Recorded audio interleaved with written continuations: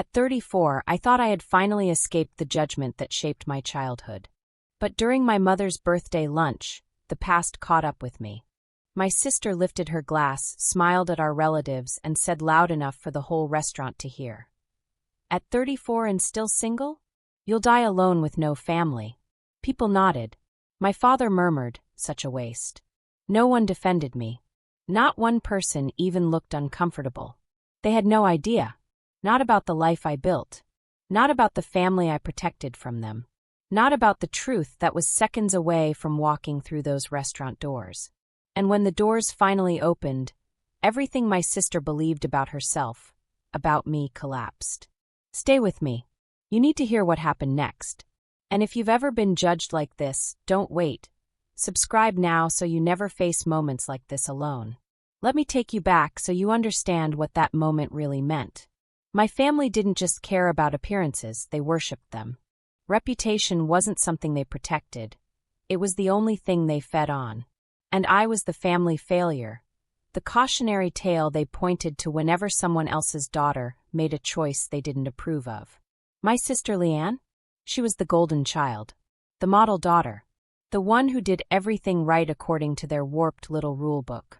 She married young, 22, straight out of college, to a man our parents handpicked. They threw her a wedding that cost more than I made in 2 years. Every holiday, every gathering, she was paraded around like a trophy while I sat in the corner, invisible unless someone needed a target. I focused on school. I focused on building something stable, something real. But to them, that didn't matter. Education meant nothing if you couldn't show off a ring. A career meant nothing if you didn't have a husband to validate it. I was always behind, always lacking, always the disappointment they had to explain away to their friends. Every single holiday felt like a countdown. I'd walk through the door and start a timer in my head. How long until someone mentions my relationship status? 10 minutes? 5. Sometimes it didn't even take that long. Thanksgiving, Christmas, Easter, birthdays, it didn't matter. The script was always the same. But that birthday lunch? That was different. I arrived hopeful, God help me. I actually thought maybe this time would be different. Maybe after all these years, they'd finally see me as something other than their project to fix.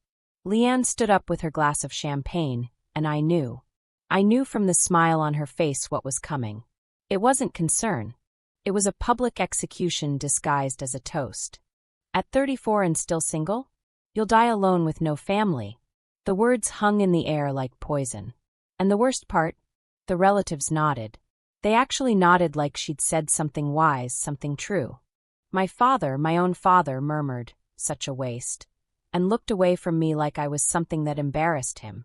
I excused myself to the bathroom, stood there staring at my reflection, hands gripping the sink. I wasn't crying. I was done crying over these people. I was done trying to earn approval from a jury that had already decided I was guilty of the crime of living my life on my own terms. Have you ever stood in a room full of people who claimed to love you but left you to drown? That's what it felt like. Drowning in a room full of people who wouldn't throw me a rope because they were too busy watching me sink. What they didn't know, what they never bothered to ask about, was that I had quietly distanced myself from them years before that lunch. Not dramatically. Not with some big announcement. I just stopped participating in the performance. I stopped showing up to every gathering. I stopped answering every call.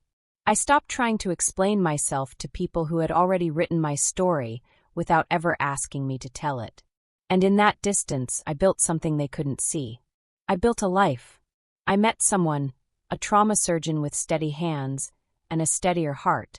Someone who didn't need me to perform or prove anything. Someone who saw me on a random Tuesday, exhausted from a double shift, hair a mess, no makeup, and said I was exactly what they'd been looking for. Our early years together were not easy. They were not the fairy tale my family thought everyone deserved. My partner worked night shifts that bled into morning shifts. I worked long hours, took extra training, pushed myself to build a career that meant something. We moved from one cramped apartment to another, balancing finances on a knife's edge, learning to live on love and leftovers when the paychecks didn't stretch far enough. There were nights I questioned everything. Nights I wondered if my family was right, if I was doing this wrong, if I was behind, if I should have just settled for someone safe and boring and parent-approved. But then there were the small wins. The promotion I earned after 6 months of hell. The first apartment that actually felt like home. The quiet Sunday mornings when we'd sit together with coffee and realize we'd built something stable, something ours, something no one could take from us.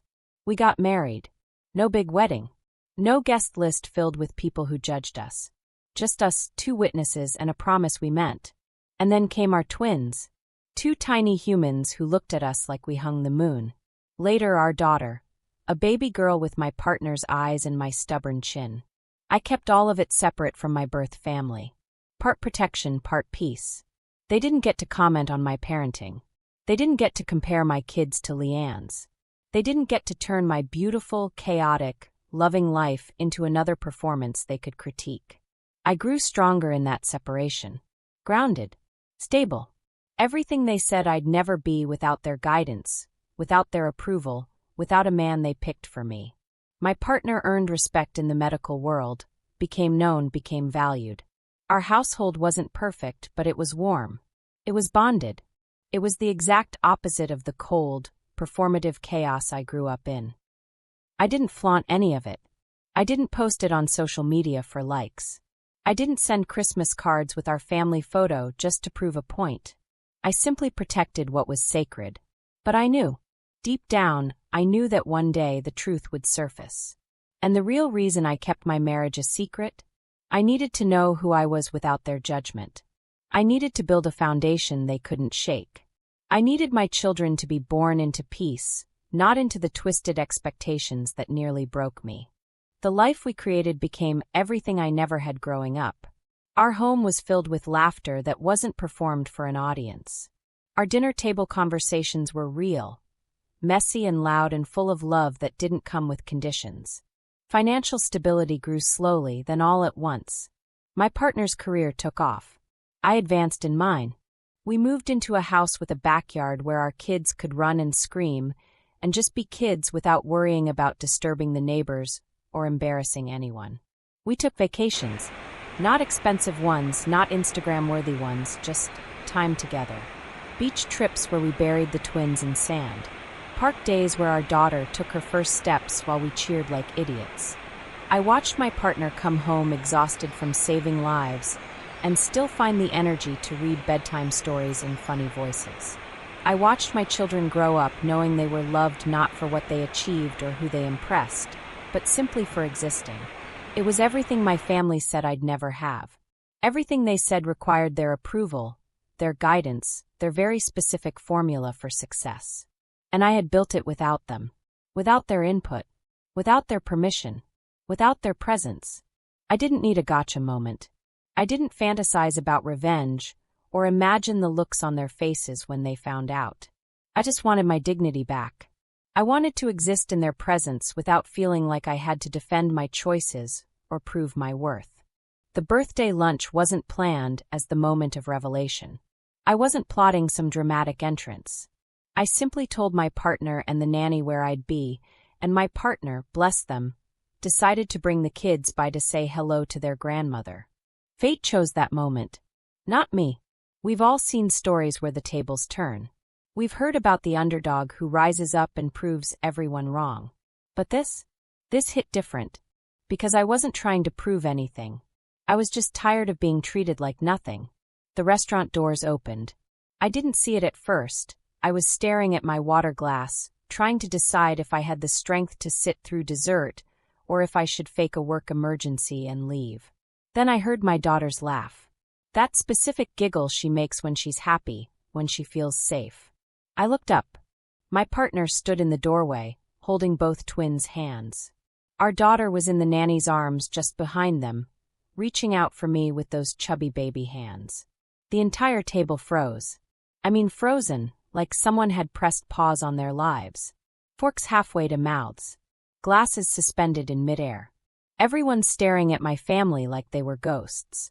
Leanne's face did something I'll never forget. The color drained from it so fast I thought she might pass out. Her mouth opened, closed, opened again. No words came out. Her husband, The man she'd spent a decade treating like her greatest accomplishment. Looked from my family to me and back again, trying to do math that didn't add up. My partner walked over calmly, kissed me on the forehead, and said, "Sorry we're late. Someone needed a diaper change." Then smiled at the table like this was the most normal thing in the world.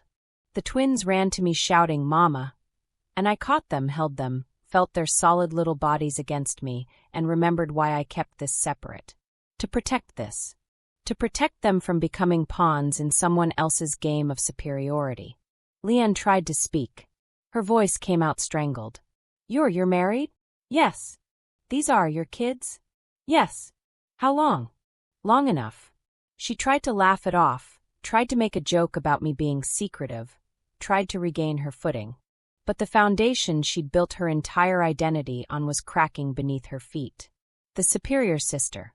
The one who did everything right. The one who got married first, had kids first, achieved the life their parents demanded. And here I was. Not behind. Not broken. Not dying alone. My father couldn't look at me. He stared at his plate, like the pattern of the china was the most fascinating thing he'd ever seen. The relatives who'd nodded at Leanne's cruelty 30 minutes earlier now sat in silence, rearranging their faces into something resembling shame. But the worst part? What Leanne did next made the entire table gasp. She started crying. Not quiet tears. Full sobbing. And through the tears she said, "Why would you hide this from us? Don't you trust your own family?" The audacity of that question almost made me laugh. Don't I trust my own family?